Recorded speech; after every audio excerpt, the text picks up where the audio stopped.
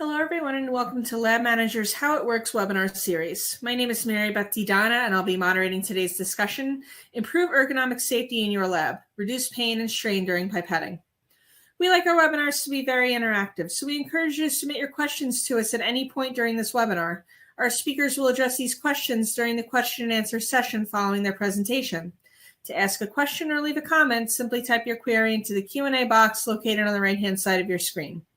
We will try to address as many questions as possible during our time together, but if we happen to run out of time, I will forward any unanswered questions to our speakers and they can respond to you directly if possible.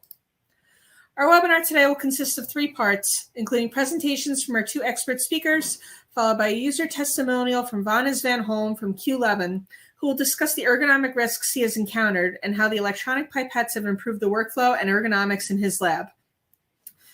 Vannes was interviewed by Senior Product Marketing Manager Jasper Eaton from Waters. I'd like to remind you the recording of this webinar will be available on demand shortly following this presentation, so please watch for an email from Lab Manager on how to access this free video once it's available.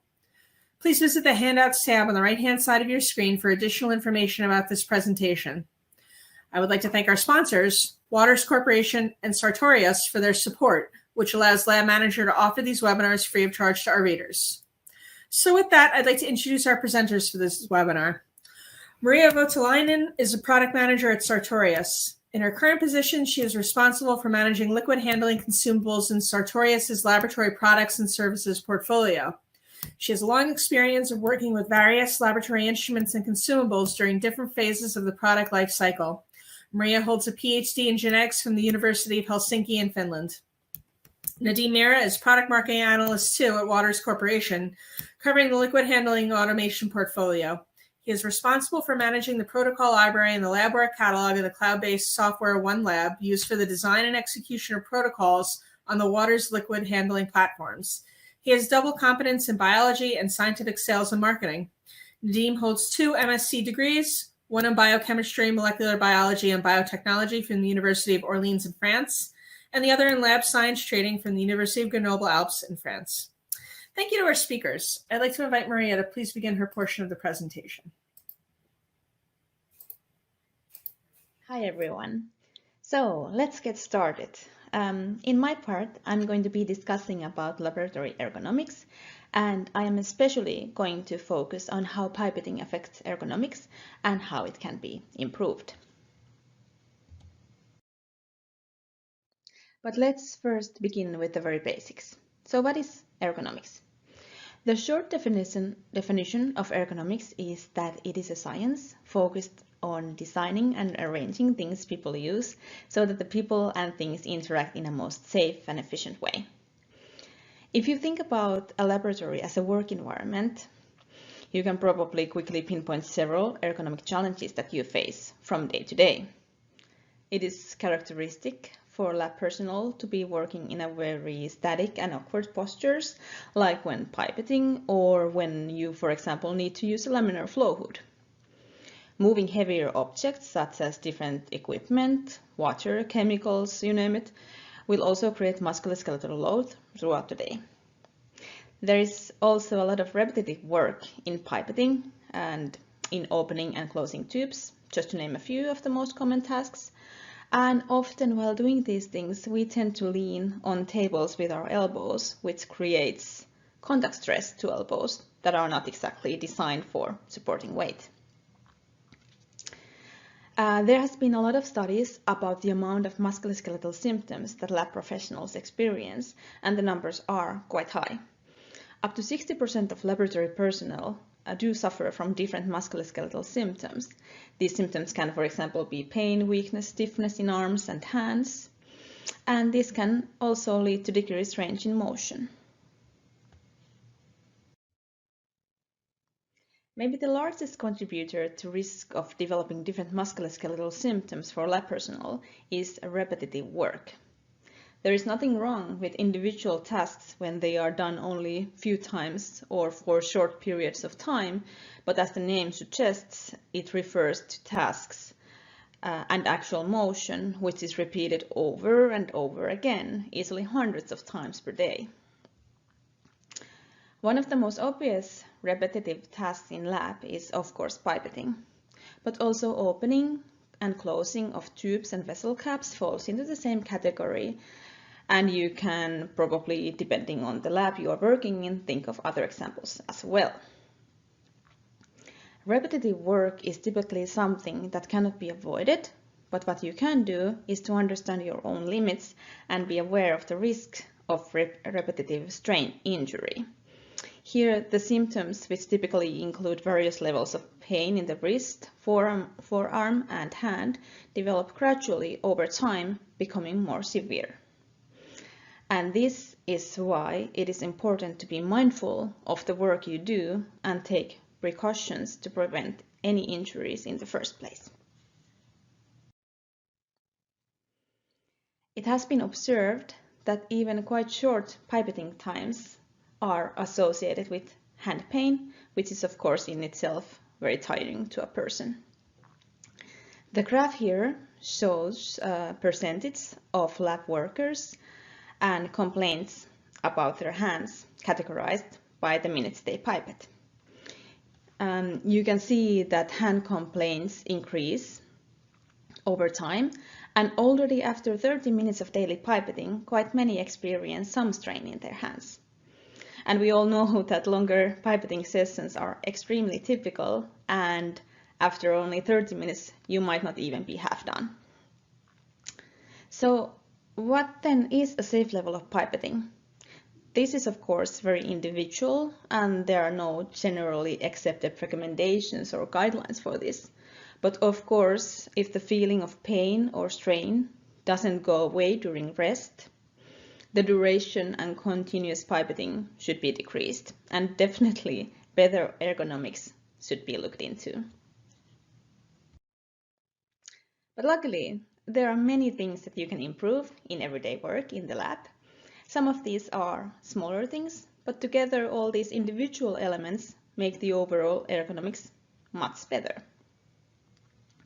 Workplace design is one of the obvious ones. You should always make your own workplace as optimal for you as possible. Have the equipment and consumables that you are using as close by as possible. And for example, those reagents that you need only occasionally a bit further away, but still well within the reach.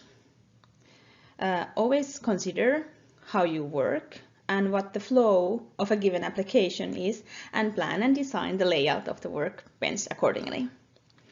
Personal awareness is critical, as ergonomics is brought into action by ourselves. Be mindful of your posture, like I am now, and for example, try to avoid reaching out towards your samples with your neck like this, which is very typical for anybody in the lab to do. Training, that's a very important part. You can't improve something that you are not aware of.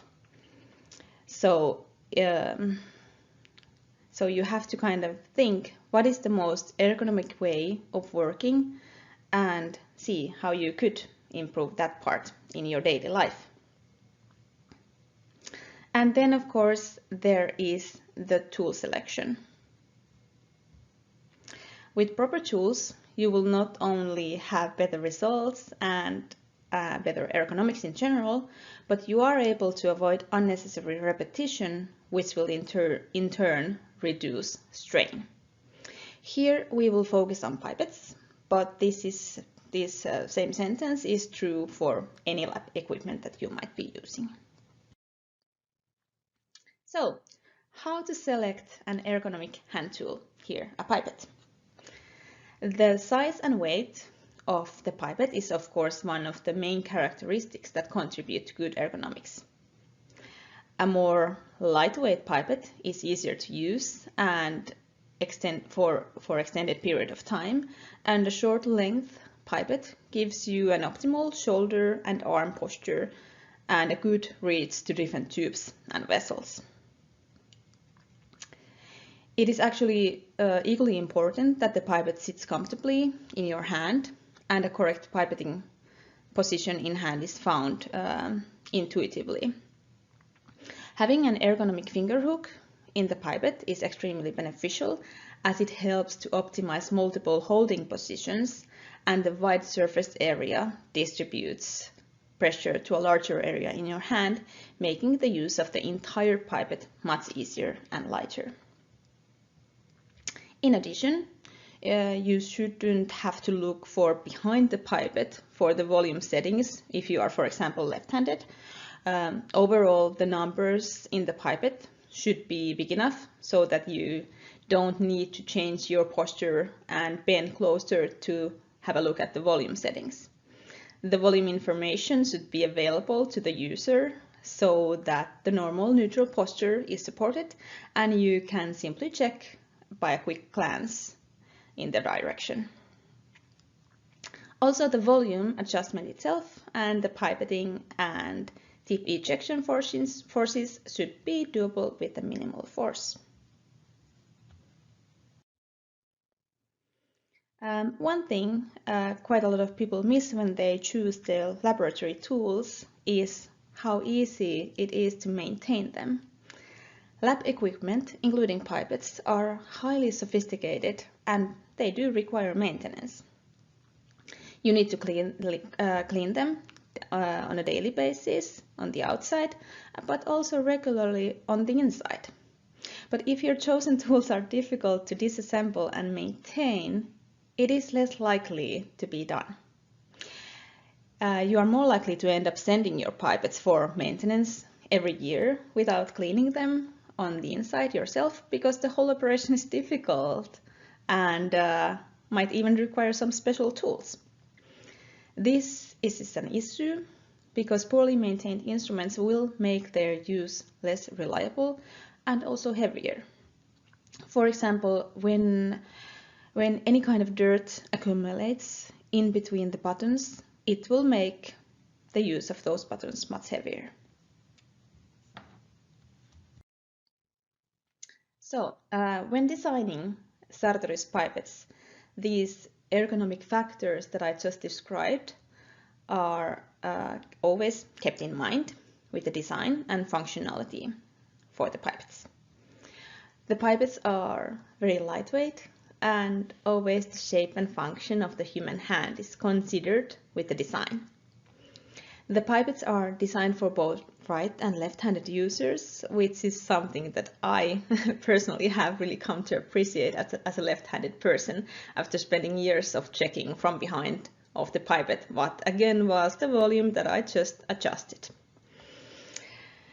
These pipettes have the ergonomic finger hook that I just mentioned, and they rest very easily and comfortably on your hand.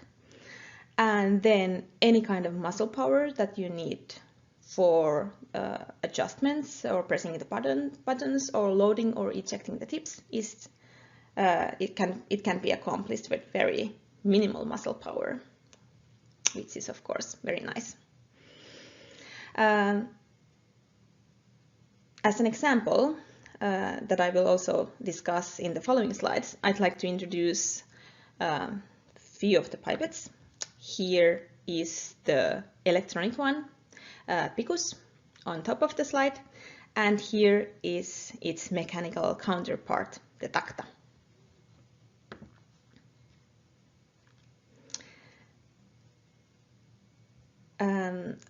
Then one thing to also bear in mind is that how you actually choose your pipette tips is not a trivial thing at all.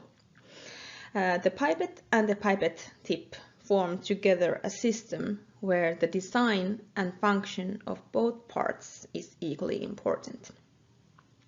The standard OptiFit and filtered safety space pipette tips are ideal for use with Sartorius pipettes like the Picus and Tacta. They enable maximal accuracy and precision and a good seal between the tip and the pipette. But in addition, they also ensure comfortable ergonomics because loading and ejecting the tips is as easy as possible. And you do not need to use extensive force to attach the tip or to eject it. And of course, with the more reliable and accurate results, you end up doing less experiments and less repetitions in the first place. So let's take a few moments to compare pipetting forces required by different pipettes. There are significant differences between pipettes when it comes to operating forces. A single pipetting cycle, of course, includes the aspiration and dispensing of the liquid, and then finally the blowout and tip ejection. The overall force required for these individual steps is quite modest, but these are again something that accumulate over many repetitions. If you look at the comparison here between different pipettes, you can see that there is a difference which is quite big. If we look at Tacta, the mechanical pipette, you can see that it requires almost 40% of less force to use compared to some of the less ergonomic alternatives, which are here marked in gray. So think about how much of a difference it makes when you multiply this by hundreds of repetitions you actually do with the pipette on a daily basis. When we then compare to Picus, which is on the far right in the picture or in the graph, the difference of force required are even more obvious, with up to 85% of less force required with one pipetting cycle. Tip ejection is the single most force-demanding individual step during pipetting. So electronically controlled ejection or then a very soft tip ejection will save you from a lot of strain. And as we have discussed, when pipetting tasks are repetitive, your exposure to awkward postures and applied forces can increase your risk of injury over time. To mitigate this risk, it is good to consider using an electronic pipette where possible, because this requires similar amount of pressure as, for example, your laptop keys, or then as ergonomic manual pipette as possible. Then, of course, use of multi-channel models reduce repetition, as you can simply go with 8 or 12 channels at the same time. We have talked about the ergonomics and forces required by pipetting, but let's also take a few moments to consider the end result, the quality of pipetting and the pipetting results. Here we have tested a couple of pipettes on the market, and in the test setup we have had participants pipette for 3 hours straight. And we measured here the pipetting performance and at different time points. And here, as you can see, the Tacta, the mechanical pipette, in yellow, and the Picus, the electronic one, in blue here in the picture. With ergonomic pipettes such as Tacta and Picus, the standard deviation of the pipetting results was quite stable, as you can see, and with even a decreasing trend over time. With the electronic pipette, the Picus, the results are even better as the user doesn't tire their hands, plus the electronic control always improves pipetting results even for more skilled users. With the less ergonomic pipettes, you can see that the user gets tired over time, and this affects eventually the quality of results. If the pipette is heavy to use, the quality of the results suffers. This can then in turn lead to even more repetitions because you might have too much unexplained variation in your results, and you might end up doing even more repetitions because of this. The pipette in the lab can be thought of, I think, as an extension of your hand, and it should be definitely also be feeling like such, so that you can have a good and reliable flow of work, especially with the longer pipetting sessions. So, If you want to learn more about pipetting and related ergonomics, I can recommend Sartorius Pipetting Academy for you.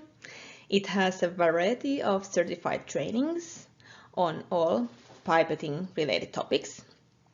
The content is a wonderful source of knowledge to anyone in a lab and a definite must for the newcomers, the students, but also very, very good for more experienced lab professionals. So I challenge you to go and have a look. It is a great way to improve your skill sets even further and perhaps to discover new golden nuggets of knowledge. The modules here, as you can see, are a good balance of theory, and also there are a lot of hands-on sessions that you can try yourself. If we think about sample preparation for any experiment, it often is one of the greatest sources of variation.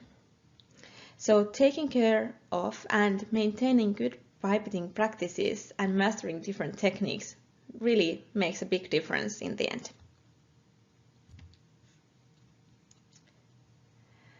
And here in Pipetting Academy, we also have one dedicated session module on all things ergonomics. So this will give you a lot of more content and everyday advice for making pipetting and laboratory work more ergonomic. So go and have a look. So then, to summarize the main points that I have talked about, you should be aware of the importance of managing ergonomics because it benefits everyone, both the workplace and you as an individual. For your lab, good ergonomics support productivity and quality of work, as we have discussed. The quality of results is related to ergonomic well-being of individuals, and it can really be improved with proper equipment and by taking care of the well-being of the people who actually work in the lab. You can improve productivity through reducing the amount of sick leaves the staff members might need due to strain coming from different lab-related work tasks. For the individual, the benefits of course include staying in good health, which will then support long-term working ability, not to mention the motivation and commitment to your work. And obviously, this will make your work more enjoyable in everyday life, because it is, let's face it, it is much nicer to start your day knowing that it will not end up in a headache at the end of the day. So, to conclude, remember, be aware and recognize your personal risks and which tasks in a laboratory are straining for you. When pipetting or doing other lab work, remember always your posture. Again, take breaks. Those are excellent things. So go take a coffee break, go talk with a coworker, and take shorter breaks just to stretch and give your hands a few moments to recover. Proper tools are extremely important, and this should not be overlooked. Pipette, for example, is an extension of your hand in the lab, so it should be something which is lightweight and easy to use. And always bear in mind that at the end of the day, you have to take care of yourself, because that is where it all begins. And with that, I say thank you. All right, great. Thanks very much, Maria. Before we move on to the next portion of our presentation, we do have a poll question for our audience about whether you would like to learn more about the Sartorius Pipetting Academy. So the poll should be in front of you now. Please click on your answer choice. And now please welcome Nadim Mira for the next portion of our presentation. So Nadim, please take it away.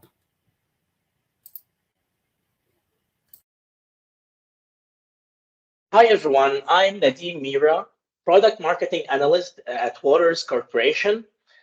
First of all, I would like to thank Maria for her nice talk and for sharing all this valuable information about pipetting ergonomics and Sartorius solutions. In the second part of the webinar, entitled Automated the Tedious, Focused on Safety, I'll be talking about ergonomics and how they apply to automated pipetting, the choice of the ergonomic pipetting tools, and some ergonomic considerations when using Pipette Plus guided system and the EndoPlus pipetting robot. Automated pipetting is fundamentally a more ergonomic approach than manual pipetting. By integrating liquid handling automation into routine pipetting procedures, this transfers repetitive, tedious, and time-consuming pipetting steps to the liquid handling robot.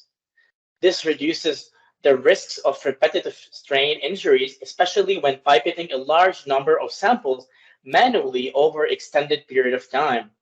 It frees up time spent on manual labor for higher value activities, and finally allows operator to vary motions by adopting a more dynamic posture, changing tasks, and even taking breaks.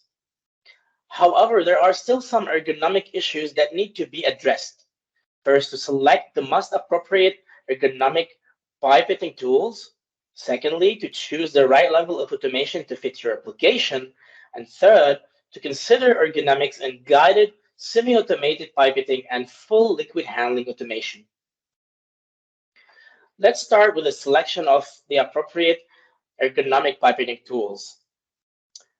For reliable automation requires reliable tools, and for this we have chosen the market-leading PICUS pipette from Sartorius to use with our liquid handling solutions.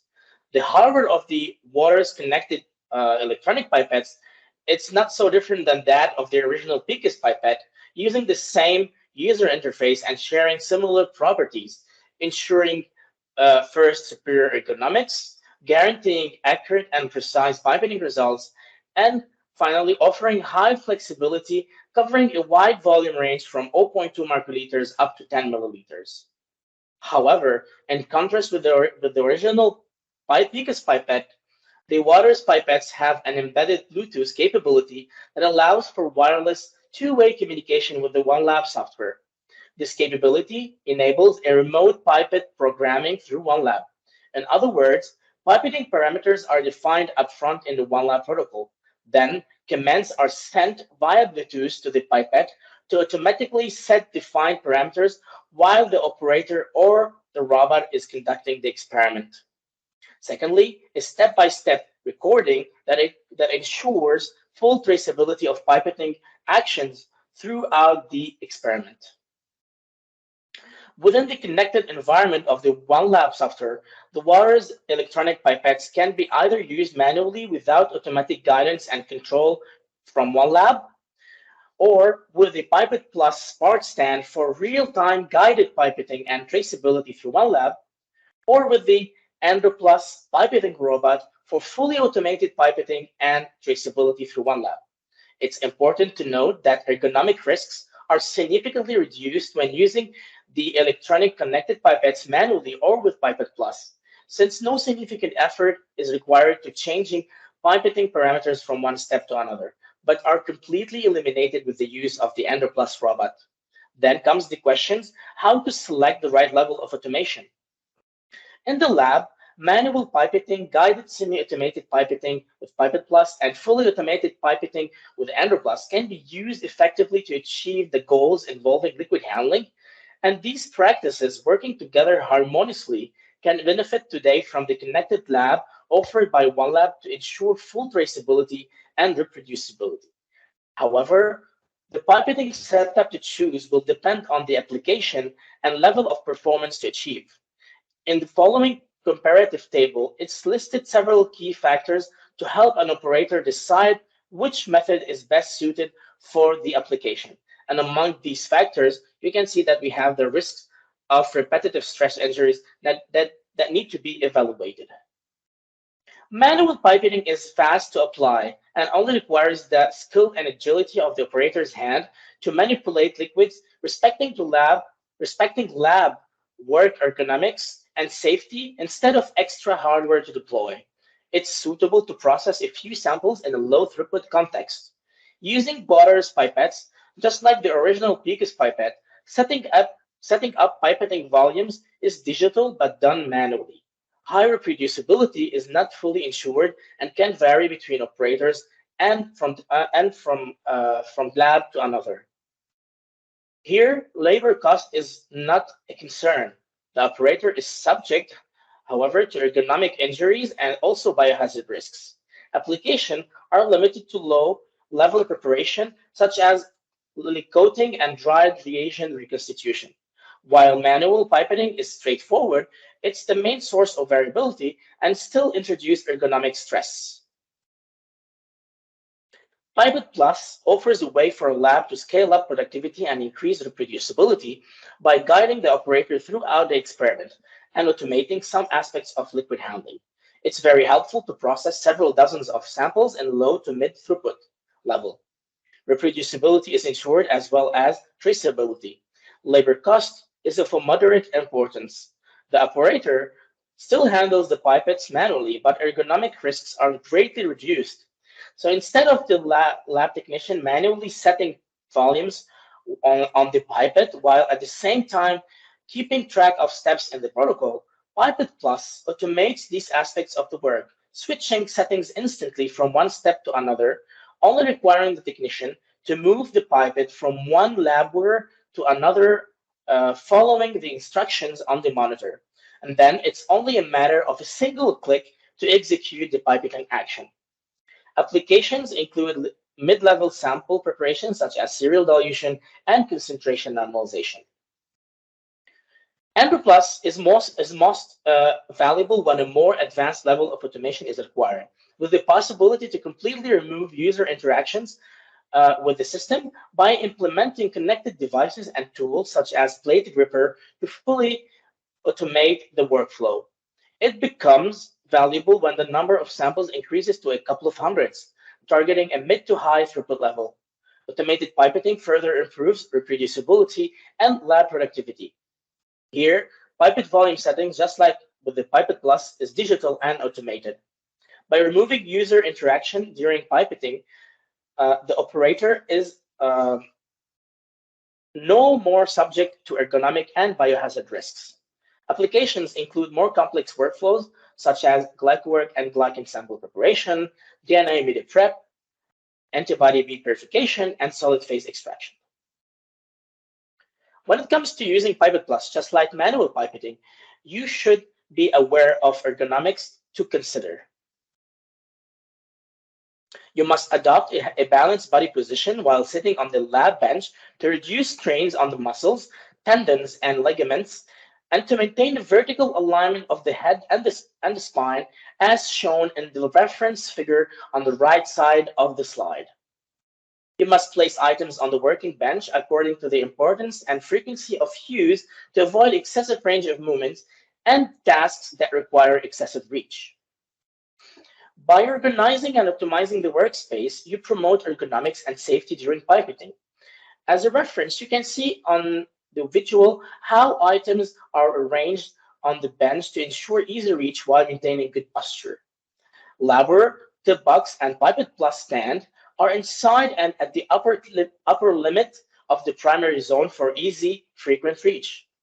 Benchtop waste is in the secondary zone for occasional reach. This also keeps it away from the primary zone to avoid contamination while discarding tips. Tablet showing one lab for guidance is within the tertiary zone for rarely needed reach. And finally, as an example, the microplate Peltier Plus is at the upper limit of the secondary zone for occasional to rare reach during the experiment. Using Pipette Plus, the operator will benefit from real-time, step-by-step guidance and automatic control of pipetting parameter, instantly changing volume and action from one step to another without exerting significant force. Moreover, the use of a multi-channel pipette helps reduce the repetition. Now, Embr Plus is an open liquid handling system, so no opening and closing of a front door is necessary to access the working deck. It has a small footprint and a compact benchtop design, which makes it easy to set up and manipulate. Introducing Embr Plus into your routine lab work will help eliminate repetitive tedious pipetting, thereby preventing ergonomics injuries.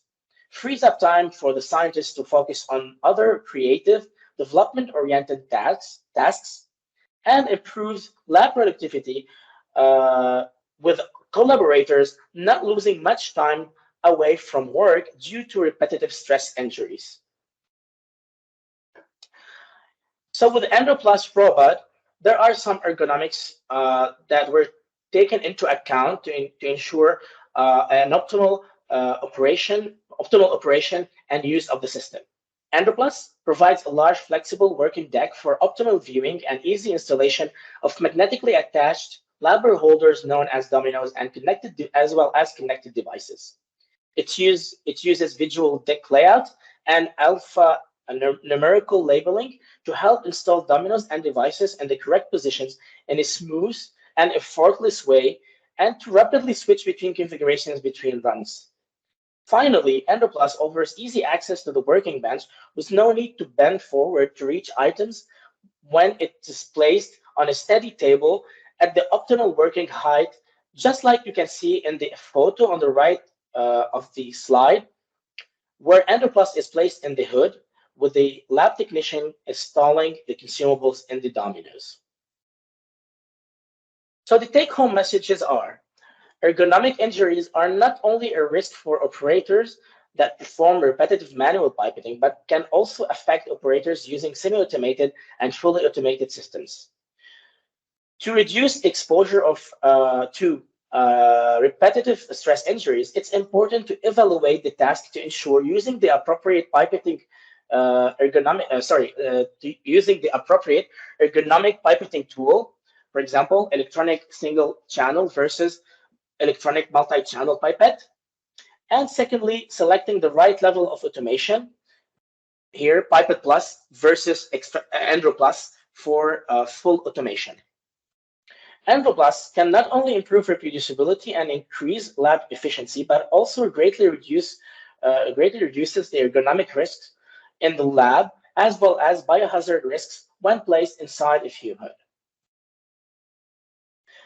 In the third part of the webinar, we are glad to present the testimonial of Wannes van Holm, a PhD researcher and user of the Pipette Plus and the Waters connected electronic pipettes at the TU Leuven that was interviewed by my colleague Jasper Eaton, and explaining the reasons that motivated his lab to look for automated and similar solutions to reduce the impact of repetitive stress injuries on staff health and lab productivity. Great. Thank you very much, Nadim. So before we move on to our testimonials, we do have one final poll for you. So we invite you to take that poll, and now we'll move on to the testimonial portion of this webinar. All right, so hello, Wannes van Holm. Thank you for joining us for this interview session. I'm really glad that you could be here with us, and I'm sure our listeners will really enjoy the feedback that you have to give on this topic about ergonomics. So first of all, who am I talking with today? He's a soon-to-finish PhD student specialized in periodontology and oral microbiology. So from the Department of Oral Health Sciences at KU Leuven in Belgium. We do have a couple of questions for you. So again, thanks for your time, and we can get started. So maybe first question with a quick presentation. You probably do this all the time, but a quick presentation about your PhD topic, what you do specifically. Yeah, so oral microbiology, we're very interested in what's happening in the mouth, and more specifically, we wanted to see, okay, healthy people, unhealthy people, what kind of microbes do we have in the mouth, understand which are associated with which kind of disease, and then see, can we specifically target the ones that are associated with diseased people, and then also benefit the good ones so that we can restore a balance between the oral microbiome and then have hopefully healthy and happy patients. That's the core of it. Very broad topic that seems to apply to everyone, right? Yeah, I like to generalize. Yeah, of course. No, that's the right way to put it. So just follow-up question to that naturally is, of course, you're sitting in your lab there at the university, and maybe we can get right down into the details about what applications and specific workflows that are routine in your lab, or that you do often, not necessarily routine, but that you regularly use pipetting for. Yeah, so I pipette daily. I have to make a lot of notes, so I write a lot, but I think even more than writing with pen and paper, I pipette even longer each day. So very routine, and I think many people will recognize if you do it that much, you start feeling it, and some evenings it's harder to do something else.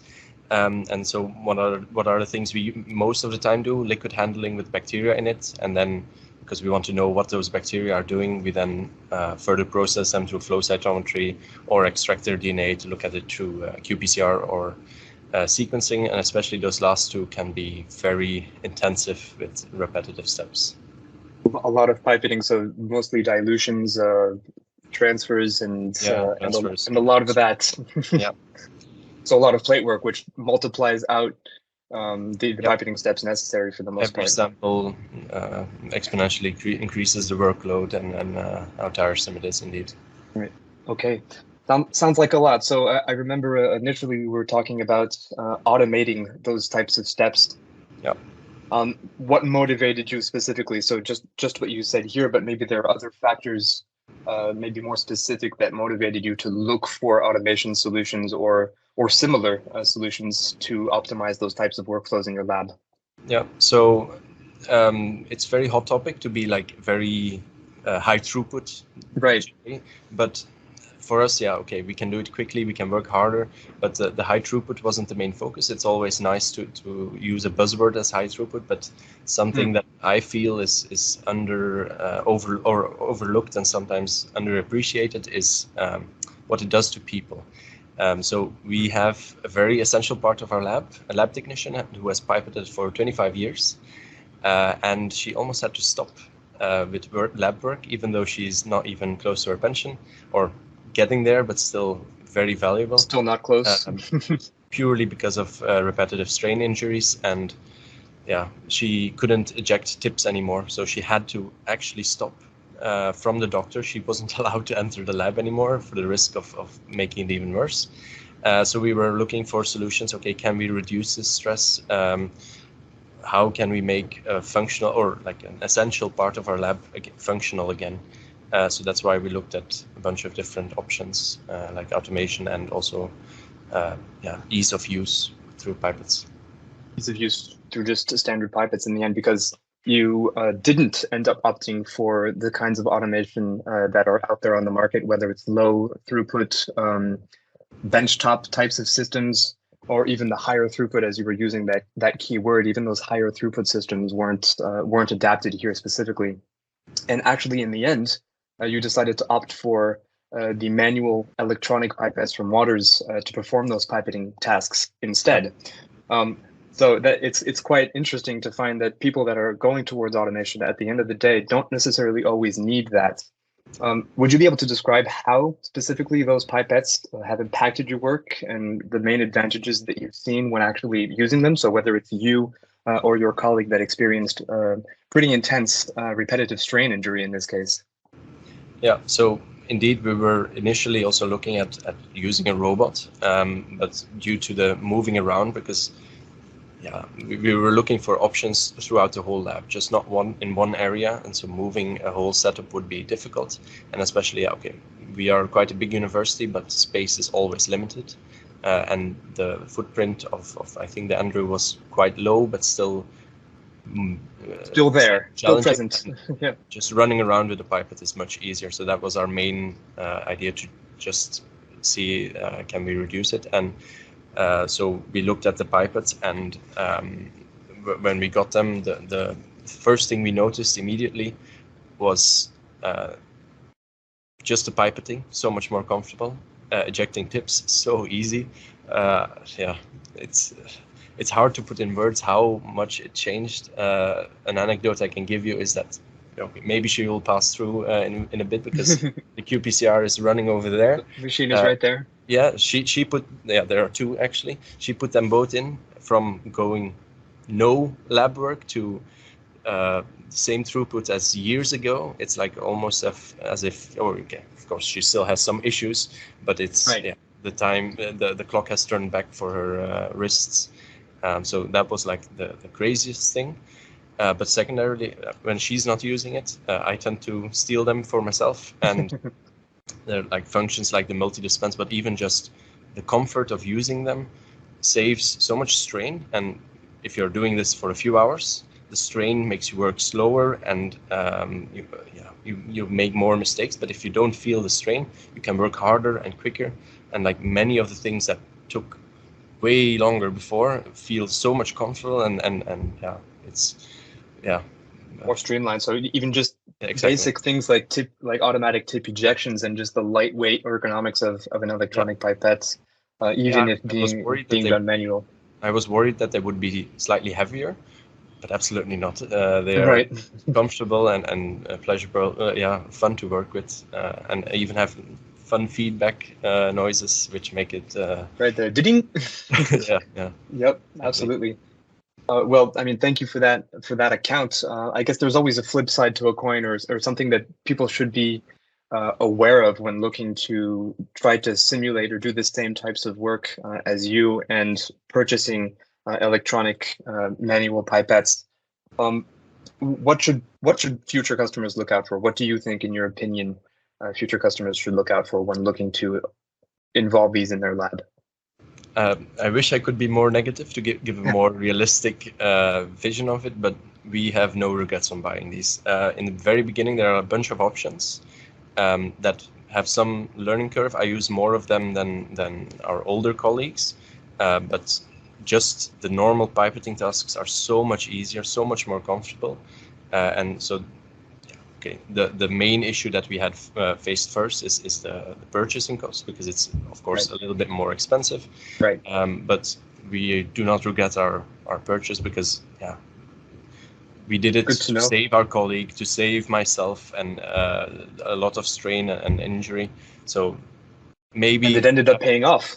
Yeah, it's paying off. The only caveat I have is that maybe don't give it to students, because clumsy students are the bane of a lab. But yeah, we are very happy with our purchase. That's good to know. So people should, as you mentioned, just look out for the initial price point and see if you really get a return on investment over your time. In your case, visibly, it was made, that return on investment. If you use it as much as we do, and you go home feeling the strain in your wrists, it's such a saver. Right. And the other thing just to look out for, as you mentioned correctly, is just the slight learning curve that's associated with just getting comfortable using these. If you want to get everything out of it, yes, there's a learning curve. If you just want to do the basic tasks, already that alone is already a win. Yeah, exactly. Well, thank you very much, Wannes, for your time and the answers, well described answers to our questions. Really appreciate you spending some time with us. I hope our listeners managed to get some interesting feedback here, and we'll leave you back to writing your PhD. That's almost done. Best of luck with that, and thank you again. Super. Okay, great. Thanks very much to all of our speakers. So at this time, we are going to move into our question and answer session with Maria and Nadim. So I'll invite them to join me. Again, for those of you who may have joined us late, you can send in your questions by typing them into the Q&A box located on the right-hand side of your screen. I'd also like to remind you that you can look under the Handouts tab on the right side of your screen for more information about this presentation. So Maria and Nadim, thanks again for great presentations. So let's jump right into the Q&A with our audience. At the top of your screen, we have the first question. It says, are there any special requirements for operating with Andrew Plus in a fume hood? Okay, I can take that, Maribeth. So the workbench of Andrew Plus is very modular, based on the experiment requirement. And in other words, so Andrew Plus can use 1, 2, 3 rows of dominoes or connected devices depending on the experiment. So the 3-row configuration counts for a total of 11 dominoes. So one should make sure that that the inner surface of the hood is large enough to host the system with this required configuration.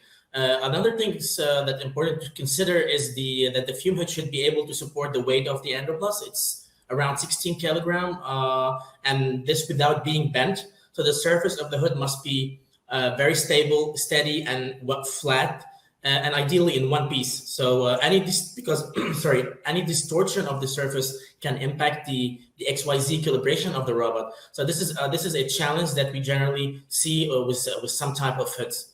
I think I can share a link and that contains many documentations on the installation of Androplus and the requirements that come with this topic. I don't know if I can share right now the links to the. Yeah, Nadim, if you post it in the Q&A section on your screen, I can push that out to our audience so they have it publicly. Okay. So if you'd like to type it in the Q&A box, I can push it out to them. So this contains some documentations about the installation and the recommendations when it comes to, for example, working in hood.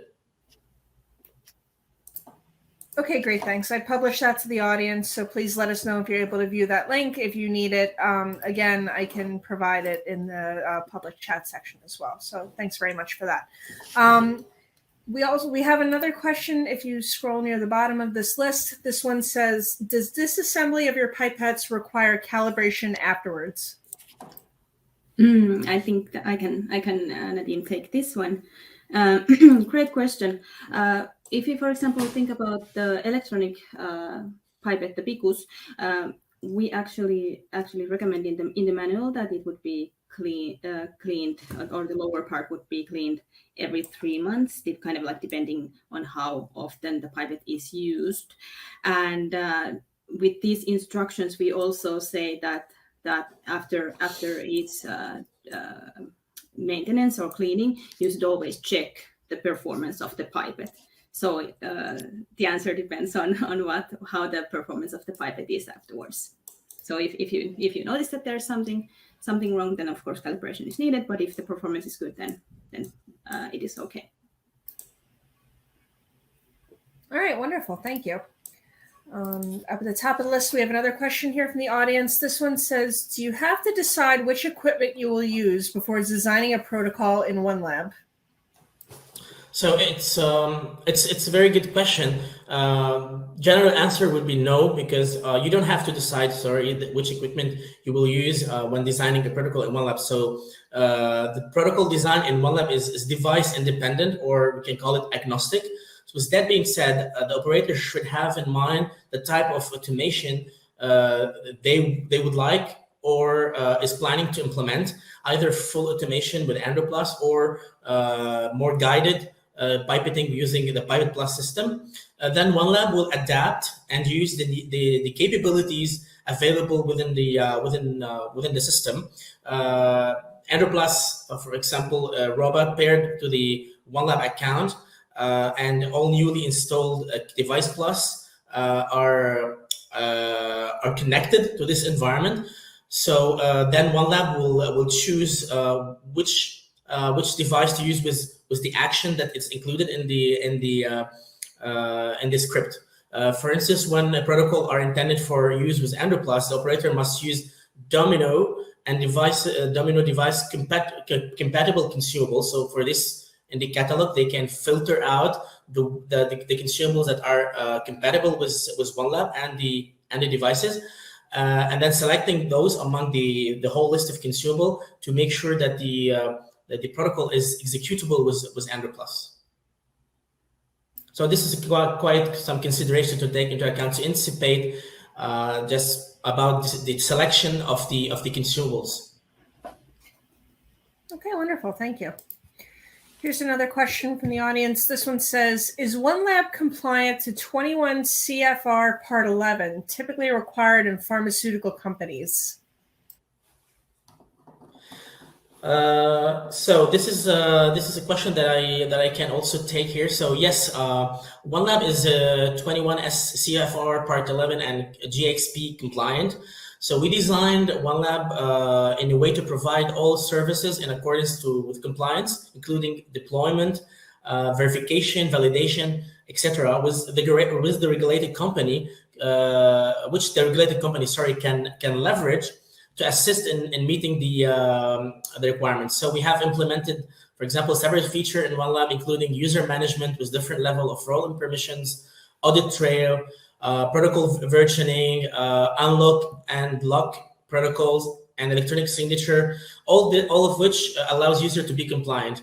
Moreover, we follow good software practices from the development to the deployment to ensure data security. All communications are encrypted and secured, and the architecture prevents any risks. And finally, in terms of deployment, we offer 3 different types. So we have the OneLab SaaS, which is cloud-based. With this, there is constant updates pushed regularly into the cloud to benefit all users. Then you have the OneLab standalone, which is a local service limited to the customer who purchased it. So the software runs on the customer's own computer and server. There's no internet connection here required. And finally, the OneLab Enterprise, which is a private deployment of OneLab software, either on a server physically located in-house at the organization facility or on a cloud-based software provisioned and managed by the end user. So in this case, new releases and updates of the OneLab are installed according to the wishes of the customer. So to learn more again on this, on the data integrity and compliance, I can share a Help Center article where people can really know more about these topics. So if you allow me, Maribeth, I can send this, I can share this link to the Help Center, and maybe you can then send it globally. Certainly. Yeah. Thank you. We'll send this out to the audience as well. Looking at the clock, I think we have time for maybe 1 or 2 more questions. So let's go to the next one on the list. This one says, I haven't really used electronic pipettes before. How easy is it to learn to use? I can maybe take this one.